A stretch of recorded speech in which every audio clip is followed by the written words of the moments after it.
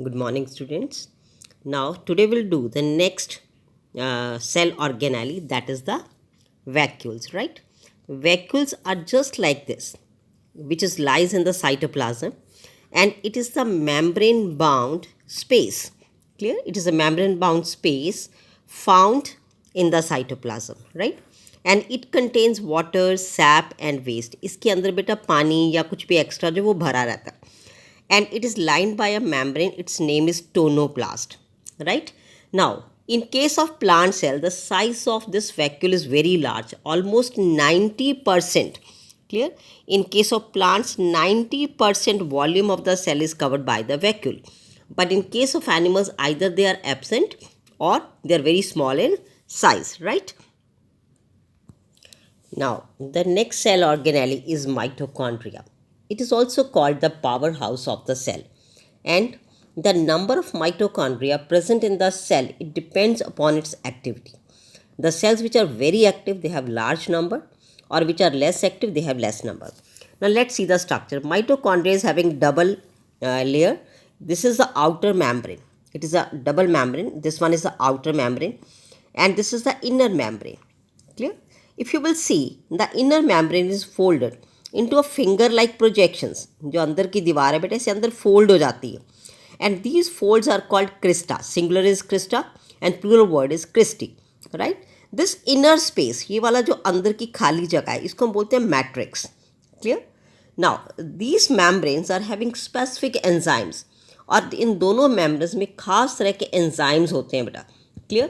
The aerobic respiration जो होती है वो माइटोकॉन्ड्रिया के अंदर होती है, ठीक है. And after aerobic respiration they are producing the energy in the form of ATP, और इसीलिए इनको हम पावर हाउस भी कहते हैं. क्लियर? और दूसरी खास बात ये है कि इसके अंदर अपना डीएनए होता है. इस सेल के अंदर अपना डीएनए होता है, इसलिए ये सेमी कंजर्वेटिव्स रहते हैं, और यू कैन से ये इंडिपेंडेंट होते हैं, अपना डीएनए खुद बना सकते हैं, ठीक है. आरएनए भी होता है इसमें, और 70s राइबोसोम्स भी होते हैं. क्लियर? तो they can synthesise proteins also. Clear? Now next cell organelle is, now the next is plastids. Now these plastids are found only in the plants बेटा. Clear? And depending upon the pigment, कि इसमें pigment कौन सा है, there are three type of plastids. One is chloroplast, second is chromoplast, and third one is leucoplast, right? Now अब chloroplast की अगर हम बात करें, इसमें दो पिगमेंट्स रहेंगे, क्लोरोफिल एंड कैरोटीनॉइड्स. अब इन दोनों का काम रहेगा to trap the solar energy which is needed for the process of photosynthesis, और ये ग्रीन कलर देंगे बेटा. उसके बाद आएगा क्रोमोप्लास्ट. क्लियर? क्रोमो में कैरोटीन और जेंथोफिल, ये दो कलर के पिगमेंट्स रहेंगे, और ये अलग अलग कलर्स देते हैं, येलो, ऑरेंज, रेड. ये सारे कलर्स इनकी वजह से होते हैं बेटे. गाजर में भी कैरोटीन होता है, इसलिए उसका रेड कलर होता है. जेंथोफिल येलो के लिए होता है, और ये फैट सॉल्युबल रहते हैं, ठीक है. और तीसरा आता है आपके पास ल्यूकोप्लास्ट बेटा. ल्यूकोप्लास्ट का मतलब है कलरलेस, इसका कोई रंग नहीं होता.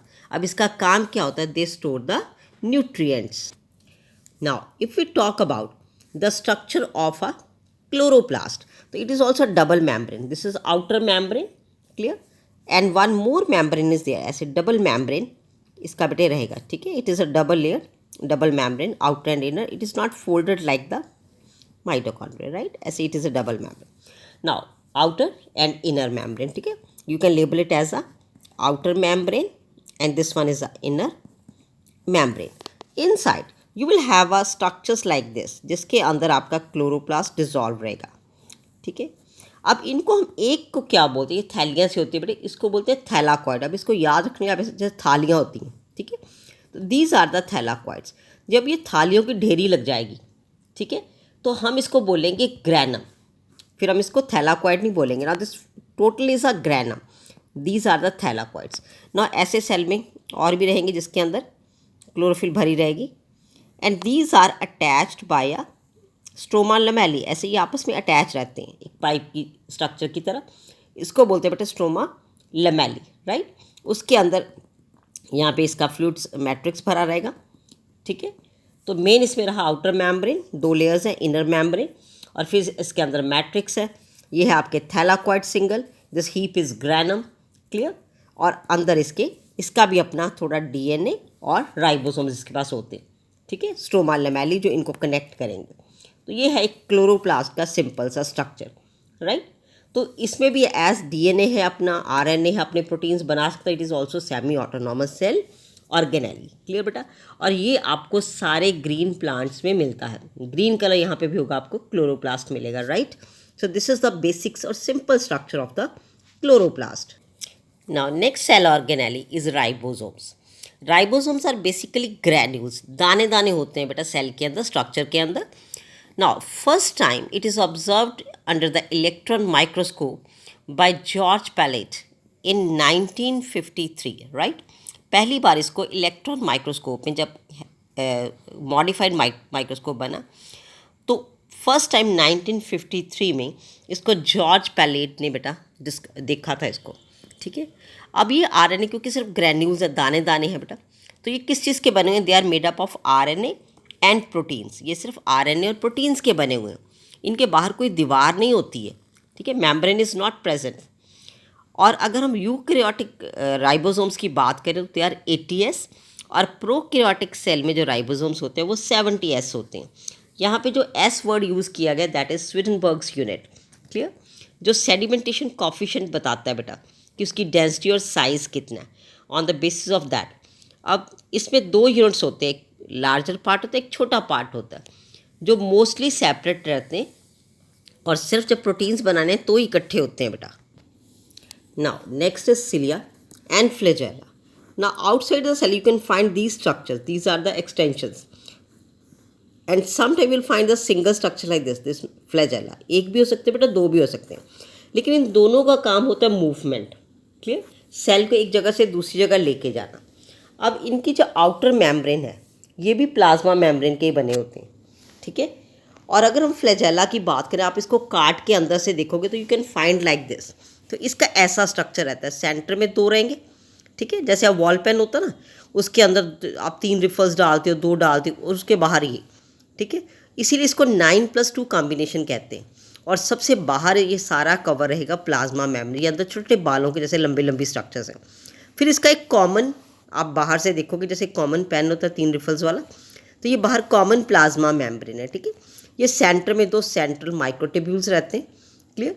उसके बाद ये साइड्स पे 2 पेरिफेरल माइक्रोट्यूब्यूल्स रहते हैं, डुबलेट्स जिसको हम बोलते हैं। और उसके बाद ये रेडियल स्पोक्स रहते हैं सेंटर की तरफ, ठीक है। तो ये सेंट्रल शीथ है जिसके ऊपर ये आपके छोटे जो डुप्लेट्स हैं वो अटैच रहेंगे। तो इस तरह से एक फ्लैजेला का स्ट्रक्चर बनता है, right. The next organelle is centrosome. अब सेंट्रोसोम क्या होता है बेटे? न्यूक्लियस के पास एक स्ट्रक्चर रहती है, ठीक है। अब इसके अंदर ऐसे 2 आपको छोटे छोटे सेंट्रिक कह लो या सिलेंड्रिकल स्ट्रक्चर्स नज़र आती हैं, क्लियर। और साइड पे ऐसे इसके ग्रैन्यूल्स रहते हैं, ठीक है, मटेरियल रहता है। और ये पूरी स्ट्रक्चर का नाम है सेंट्रोसोम। और इसके अंदर ये जो 2 राउंड स्ट्रक्चर्स हैं, जिमें पुत गड्ढे दे पहिए होंगे ना, they are just like that, एक दूसरे के परपेंडिकुलर रहते हैं, ठीक है। और इन दोनों को बोलते हैं सेंट्रियोल्स, क्लियर। अब इन सेंट्रियोल्स का काम क्या रहता है? They help in the cell division, basically इनका सेल डिवीजन में मेन काम रहता है, ठीक है। एंड अब इसके अंदर जो है 9, ये क्या बने होते हैं? 9 इवनली स्पेस्ड पेरिफेरल फिब्रिल्स रहते हैं इसके अंदर ऑफ द ट्यूबुलिन प्रोटीन्स, ठीक है। और ये सारे जो फिब्रिल्स होते हैं ये ट्रिपलेट्स होते हैं, ट्रिपलेट्स का मतलब है 3-3, ठीक है। और जो एडजेसेंट ट्रिपलेट्स होते हैं वो आपस में जुड़े रहते हैं।